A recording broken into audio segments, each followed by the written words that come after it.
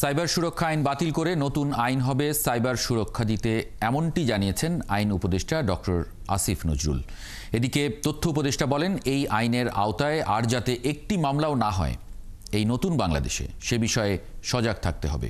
বৃহস্পতিবার রাজধানীর বিচার প্রশাসন ও প্রশিক্ষণ ইনস্টিটিউটে সাইবার নিরাপত্তা আইন সংশোধনে আয়োজিত মতবিনিময় সভায় একথা বলেন তারা। অনলাইনে একটি আলোচনা অনুষ্ঠানকে কেন্দ্র করে 2022 সালে গ্রেফতার হন জগন্নাথ বিশ্ববিদ্যালয়ের শিক্ষার্থী খাদিজা আক্তার। বারবার চেষ্টা করেও জামিন মেলেনি খাদিজার। এমনকি হাইকোর্টে জামিন হলেও আপিলে আটকে গেছে মুক্তি। জীবন থেকে হারিয়ে গেছে খাদিজার 16টি মাস। আমার পড়াশোনা তো বন্ধ হয়ে গিয়েছিল, 1.5 বছর লস।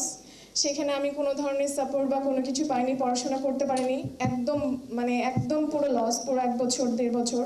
কেবল খাদিজাই নন, সাইবার নিরাপত্তা আইনের নিপীড়নের বাস্তবতা তুলে ধরেন আরেক ভুক্তভোগী। যারা আসলে এই আইনগুলো দিয়ে বা এই আইনগুলোকে ব্যবহার করে যারা মানুষের মামলা করছেন বা যারা এগুলোর হুকুমের আসামি ছিলেন, তাদেরও আসলে বিচার তদন্ত সাপেক্ষে তাদের বিচার এবং সাজা হওয়া উচিত।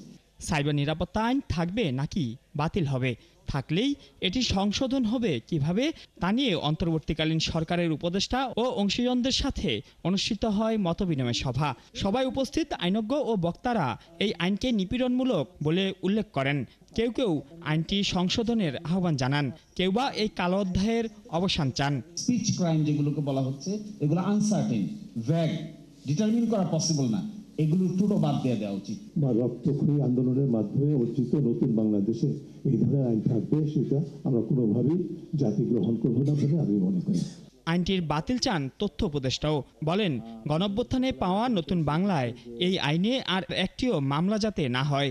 মামলা যাতে না নেওয়া হয় এই মুহূর্ত থেকে, আমাদের এই সিদ্ধান্তটা আসলে খুবই দ্রুত নিতে হবে। নাহলে এটা যদি স্বাধীন বাংলাদেশে এই আইনে আরেকটি মামলা হয়, এটা আমাদের সকলের জন্য আসলে বিব্রতকর হবে।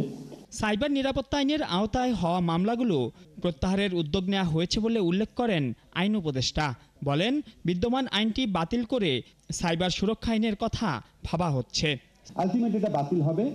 পরবর্তীকালে যখন নতুন আইন হবে, এটার বেসিক অ্যাপ্রোচ থাকবে সাইবার সুরক্ষা দেওয়া এবং নাগরিককে সুরক্ষা দেওয়া। বিশেষ নতুন বাংলাদেশে কোনো কালা কানুন থাকবে না বলেও অঙ্গীকার করেন আসিফ নজরুল।